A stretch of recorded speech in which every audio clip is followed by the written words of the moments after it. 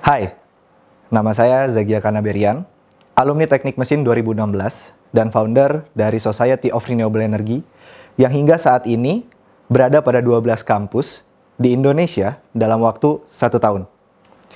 Kali ini saya ingin mengajak kalian untuk berimajinasi dalam 10 menit ke depan. 3 hal yang ingin saya sampaikan dalam video ini. Yang pertama, selalu ada tempat untuk berkarya. Yang kedua, ekspektasi yang sebenarnya dunia butuhkan tidak setinggi ekspektasi yang kalian bayangkan. Yang ketiga, tidak ada suatu proses yang sekali jadi. Semuanya harus dicoba dan juga diperbaiki. Dan hal itu berawal dari imajinasi. Dari imajinasi kita mengetahui tujuan kita. Setelah itu, kita tahu harus bergerak dari posisi saat ini hingga ke posisi tujuan. Tentu, banyak sekali jalan yang bisa diambil untuk mencapai tujuan tersebut. Pertanyaannya, jalan mana yang harus kita ambil? Nah, itu semua tergantung keunikan yang ada dalam diri kalian. Apakah kalian ingin mengikuti jalan yang sudah ada? Atau kalian ingin menciptakan jalan itu sendiri? Untuk jalan yang sudah ada di ITB, kalian bisa lihat di YouTube dengan keyword kehidupan di ITB. Nah, untuk menciptakan jalan yang baru, sepertinya saya bisa berbagi dari apa yang sudah saya jalankan. Ada pola pikir sederhana yang saya pakai yang disebut Golden Circle, yang terdiri dari why, how, dan what. Langsung saja saya kasih contoh untuk mempermudah penggunaannya. Contoh ini saya ambil dari pengalaman saya menciptakan organisasi baru yang bernama Society of Renewable Energy atau SRE. Why? Berawal dari transisi energi yang pasti terjadi, di mana transisi energi tersebut akan dialami oleh generasi muda, yaitu kita semua. How-nya? Maka dari itu, diperlukan suatu wadah mahasiswa untuk belajar dan berkolaborasi di sektor energi bersih. What?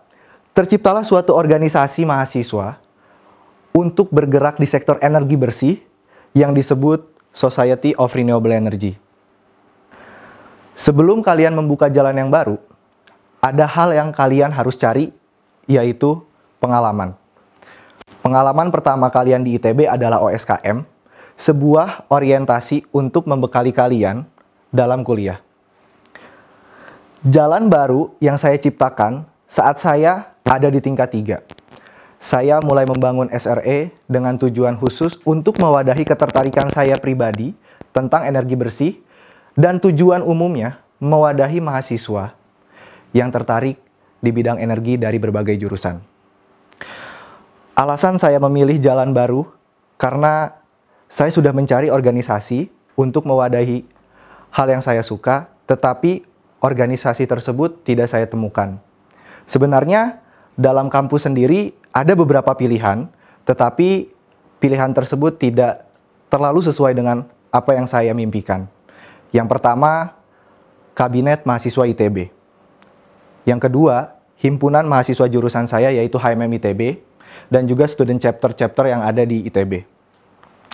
Setelah saya pertimbangkan, saya rasa saya tidak akan memilih jalan yang sudah ada, dan saya ingin menciptakan jalan yang baru, karena tujuan utama saya untuk membangun Indonesia, menciptakan sumber daya manusianya. Mengapa saya berani menciptakan hal yang baru? Sejak awal, saya mencari pengalaman di tempat yang sudah ada. Tempat terdekat adalah Himpunan Mahasiswa jurusan. Bagi saya, itu HMM ITB. Hal yang dipelajari diantaranya adalah sistem kerja dalam berorganisasi, mental yang harus dimiliki, dan komunikasi yang baik. Puncak aktualisasi yang saya berikan di HMM ITB yaitu saat saya menciptakan road safety. Sebuah kampanye untuk memberikan edukasi kepada mahasiswa agar mereka bisa mengetahui bagaimana caranya berkendara di jalan yang baik. Nah, lalu setelah dari situ saya merasa saya bisa menciptakan hal yang baru.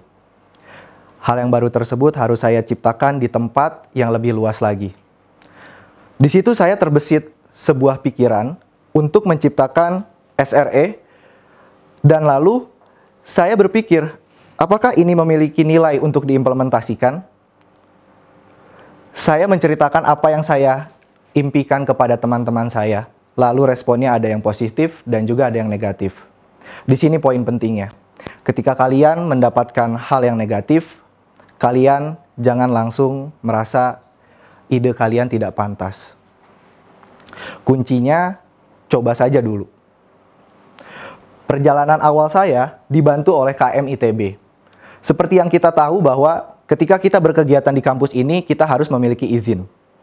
Saat itu, KM ITB, tepatnya di bawah Kementerian Karya dan Inovasi, membantu saya untuk mendapatkan izin berkegiatan sehingga saya dapat menjalankan beberapa program yang saya sudah rancang.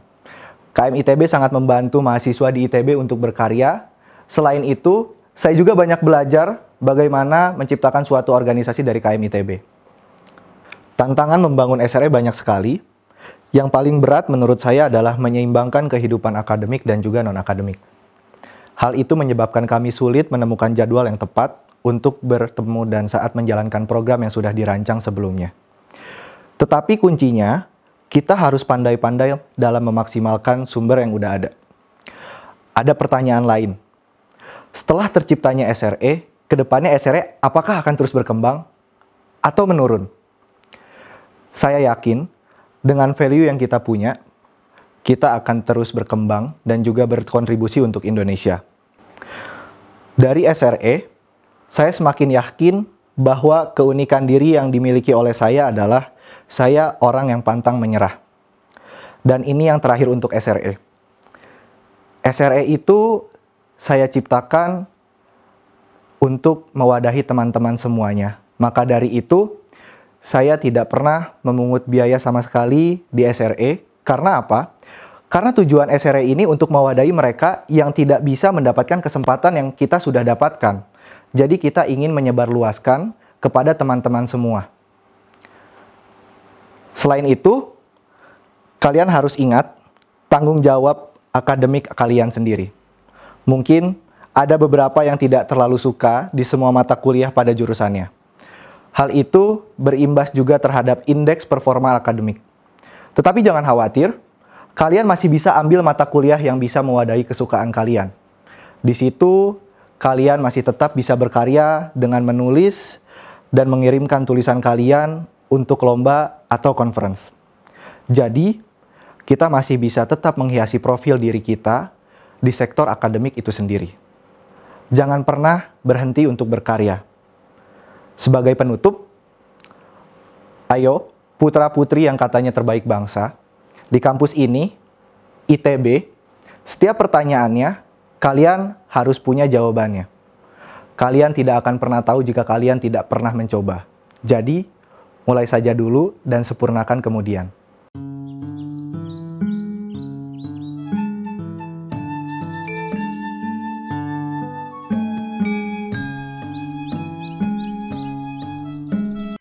Bener itu yang lo suka. Doyannya musik ya pilihnya kuota musik lah. Iya juga ya. Bayu, provider serba digital pertama di Indonesia. Bebas pilih kuota plus topping, transparan dan apa adanya. Bayu, semuanya semaunya.